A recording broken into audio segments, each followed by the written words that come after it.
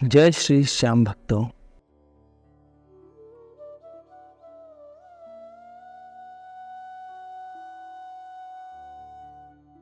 अब एक दिन मतलब शादी के कुछ 5 से 6 दिन बाद मैं इन्हें इनके शहर, इनके घर ये सोचकर मिलवाने चला गया कि ये अपनी फैमिली से मिल लेगी और मैं इसके बड़े भाई को ये बात बता दूंगा कि हमारे बीच सब कुछ ठीक नहीं चल रहा है।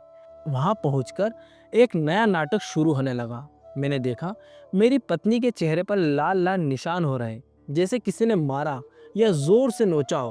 अब उसके माता पिता मुझसे पूछने लगे कि ये निशान कैसे हमारी बेटी के चेहरे पर। मैंने कहा मैं खुद अभी देख रहा हूँ, हमारे घर पर तो ये निशान नहीं थे और ना ही गाड़ी के अंदर। जब ये हमारे साथ ही थी, उसके घर वालों ने उससे पूछा क्यों, क्या हुआ? वो बोली कुछ नहीं, मच्छरों ने काटा होगा। अब उसकी मम्मी तो नहीं मानी, पता नहीं कौन सी दवाइयाँ लाई और उससे लगाने लगी और लगाते लगाते मुझसे बोलने लगी कि ऐसे कुछ बात बिगड़ जाए हम दोनों के बीच तो मैं उस पर हाथ ना उठाऊं। उनकी बेटी बहुत मासूम है, कोई गलती हो जाए तो मैं सबसे पहले उन्हें ये बात बताऊं। मैं समझ गया कि ये लोग ये ताना मुझे ही दे रहे हैं और इन्हें ये भी लग रहा है कि शायद मैंने इन पर हाथ उठाया है। खुलकर तो मुझे कुछ नहीं बोल रहे क्योंकि मेरे साथ मेरा छोटा भाई भी था, चाचा का लड़का। अब बातों ही बातों में शाम हो गई और हमारे वापस अपने शहर जाने का समय हो गया। अब हम घर जाने के लिए उनके घर से बाहर निकले, मैं और मेरा कजिन भाई। हम बाहर आकर कम से कम 15 मिनट तक अकेले ही हमारी गाड़ी के बाहर खड़े रहे, लेकिन कोई घर से बाहर नहीं आया।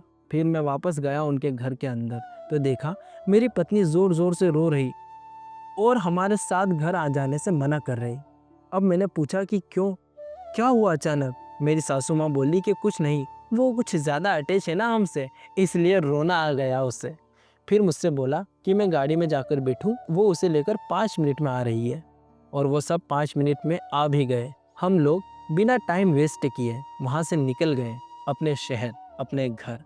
हम उनके घर से थोड़ी दूरी पर पहुँचे और मेरी पत्नी ने मुझसे पूछा कि क्या हम उसके एक दोस्त से मिलने चल सकते हैं, वो वहीं पास में रहता है और वो उसका भाई भी है। अब मैं जब तक ये समझूं कि वो दोस्त है या भाई, इतने में आगे बोली कि वो एक।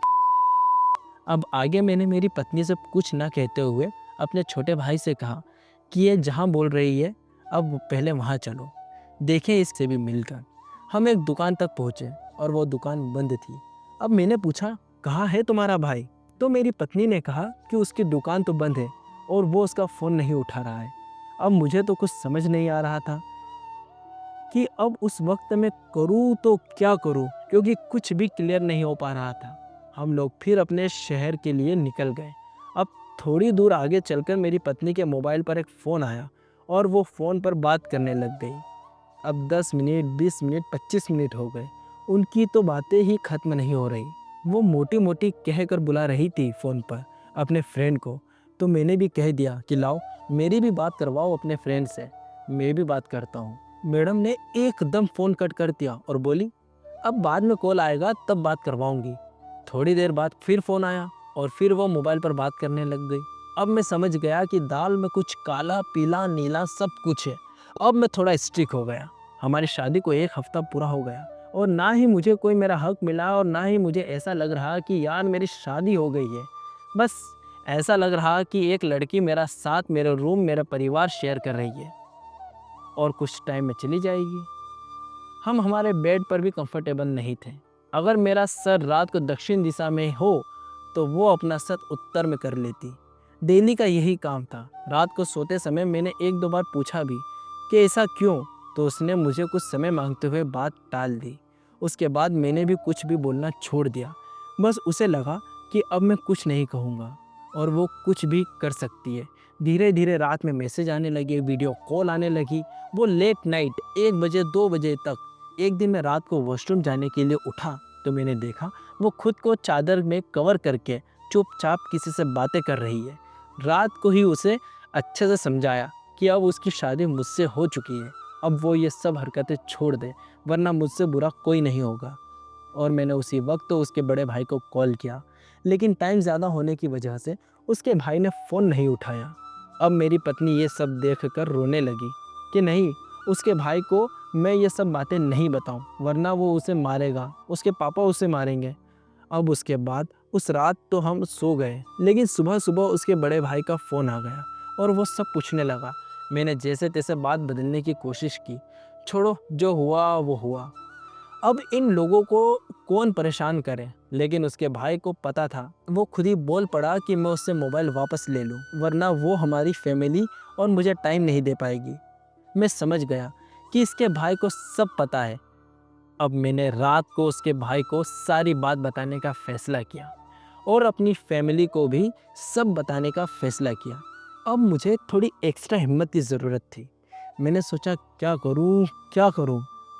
मैंने थोड़ी दारू पी और अपनी फैमिली के सामने आकर सबको एक साथ बुलाकर सब कुछ साफ साफ बता दिया कि मुझे अब तक एक पति का हक नहीं मिला है और आगे पता नहीं कि क्या होगा, और मैं ये बात इनके परिवार को भी बताना चाहता हूँ। अब मैं घर से बाहर चला गया और एक बड़े ग्राउंड में जाकर उसके भाई को कॉल कर शुरू से आखिरी तक सारी बात बताई। ये भी बताया कि वो रात को किसी लड़के से बात करती है।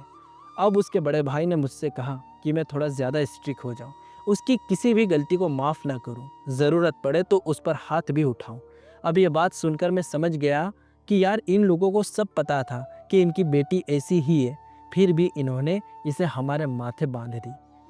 अब मेरा गुस्सा और बढ़ गया। मैंने बोल दिया कि जब उन्हें पता था कि उनकी बहन ऐसी है तो इसकी शादी जानबूझकर मुझसे क्यों करा दी। अब उसका भाई बातें बनाने लगा, बातों ही बातों में बोल पड़ा कि अब हम उसे मारे पीटे कुछ भी करें, ये अब से हमारी जिम्मेदारी है। वो कल हमारे शहर हमारे घर आकर उसे समझाने की कोशिश करेंगे। मैंने कहा ठीक है, आओ आप कल हमारे घर। अब अगले दिन वो आए हमारे घर, रविवार ही था, तो सब पूरी फैमिली घर पर ही थी। अब मेरी पत्नी, उसके पापा मम्मी, उसके भाई सबको अपने पति के घर देखकर चौंक गई। थोड़ी बहुत फैमिली से बात हुई। अब मेरी पत्नी का भाई मेरे पापा मम्मी से मेरी पत्नी के कुछ वक्त के लिए घर से छुट्टी मांगने लगा। पापा ने पूछा क्यों, क्या बात है। उसके भाई ने पापा से कहा कि कुछ नहीं, थोड़ी देर हम सब मामा के घर जाना चाहते हैं। मेरी पत्नी के 2 मामा हमारे शहर में ही रहते हैं। पापा ने भी छुट्टी दे दी।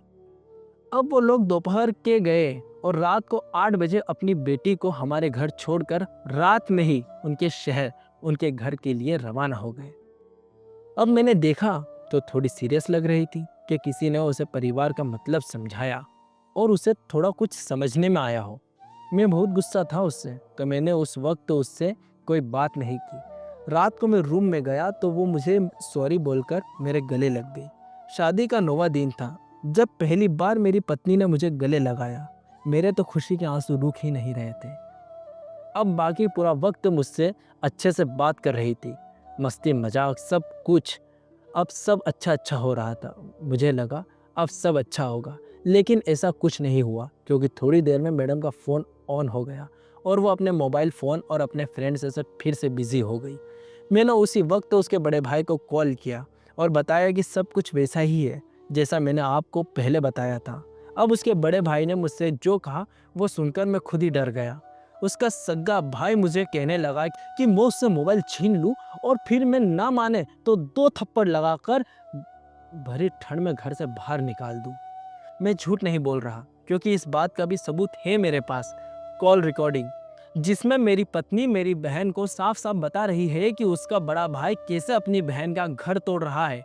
अब ये रिकॉर्डिंग सुनने के बाद काउंसलिंग वाली मैडम को ये पक्का यकीन हो गया कि मैं झूठ नहीं बोल रहा हूँ। काउंसलिंग वाली मैडम ने उन दोनों भाई बहन से कुछ बात करके मुझे उन्हें वही रिकॉर्डिंग फिर से प्ले करने को कहा।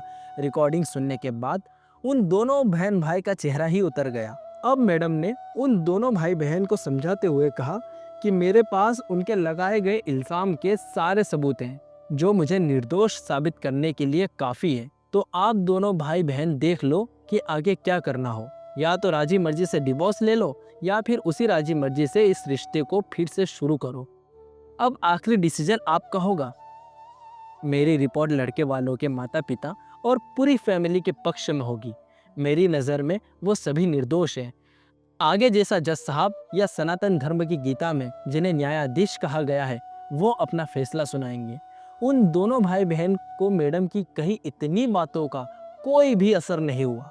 उन दोनों भाई बहन ने ये बात बोलकर बात खत्म ही कर दी कि वो लोग ये केस आगे लड़ना चाहते हैं।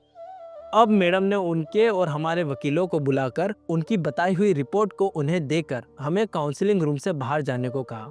अब मुझे मन ही मन ये लग रहा कि हमारा आधा काम हो गया है, क्योंकि हमने काउंसलिंग वाली मैडम को सारे सबूत सुना भी दिए हैं और दिखा भी दिए हैं। अब मैंने अपने वकील साहब से पूछा कि वकील साहब, अब तो अपन ये केस जल्दी जीत जाएंगे ना? वकील साहब ने कहा कि नहीं, अभी तो हमारा केस शुरू ही नहीं हुआ है और इस काउंसलिंग रूम की रिपोर्ट जज साहब नहीं पढ़ते हैं। मैं फिर थोड़ी देर के लिए सदमे में चला गया। मैंने पूछा, बाल विकास वाली रिपोर्ट तो देखेंगे जज साहब? वो भी मना करते हुए कहा कि नहीं, ये रिपोर्ट नहीं पढ़ते जज साहब। मैंने कहा कि फिर इन संस्थाओं के क्या फायदे? मैं 2 सालों से सिर्फ काउंसलिंग किए जा रहा हूँ। वकील साहब ने कहा, ऐसे डिवोर्स केस में टाइम तो लगता है। मैंने पूछा, ऐसे मतलब? वकील साहब बोले कि जिसमें राजीनामे की उम्मीद बहुत कम हो। मैंने वकील साहब से खुलकर बोल दिया कि सर, मैं यहाँ इतनी दूर एक एक सीढ़ी चढ़कर इन लोगों से राजीनामा करने नहीं आया हूँ। मैं ये केस लड़ूंगा और जीतूंगा भी, और हमारी मेहनत की एक एक पाई का पैसा इन लोगों से वापस लूँगा, जो इन्होंने इस शादी के नाटक में खर्च कराया और चोर कर भी चले गए। अपने साथ कानून को हम दोनों में से किसी एक को जेल होगी और सज़ा भी देनी होगी। अब मुझे न्यायालय से दूसरी तारीख भी मिल चुकी थी। अब महीने में मेरी 2 जगह तारीखें स्टार्ट हो चुकी थी, एक हमारे शहर के न्यायालय में और एक उनके शहर के न्यायालय में। अब मेरा खर्चा भी डबल हो चुका था। मुझे हर तारीखों पर दोनों वकीलों को उनकी फीस देनी होती थी, उनके शहर आने जाने का खर्चा भी उठाना था। अब हर तारीखों का सिलसिला यूं ही चलता रहा। 1 साल कंप्लीट होने आया। तारीख पे तारीख, तारीख पे तारीख, तारीख पे तारीख यूं ही चलती रही। अब एक दिन तारीख पर हमारे शहर के न्यायालय, वहाँ पर अचानक हमारी जज साहिबा ने हमारे केस में एक ऐसा फैसला सुना दिया कि मैं एकदम आश्चर्यचकित रह गया। और जज मैडम का फैसला ये था कि इस लड़की को, मतलब मेरी पत्नी को, एक ऐसी दुल्हन जो कि अपने पति का सब कुछ लूटकर अपने माँ बाप भाई के घर ले गई और अब अपने पति के घर आने से इनकार कर रही है, झूठे इल्ज़ामों में कोर्ट के चक्कर लगवा रही है, उसे कोर्ट और कानून चाहता है कि मैं उस लड़की को हमारे शहर के न्यायालय तारीखों पर आने जाने का पूरा खर्च प्रदान करूं, और हर तारीख 250 रुपये। अब ये कानून पूरा का पूरा सर से ऊपर ही निकल गया। कुछ समझ ही नहीं आ रहा कि आखिर कानून लड़कों से क्या चाहता है। हमारे लिए कुछ नहीं और उनके लिए हमारा सब कुछ। ऐसा क्यों? जवाब दो।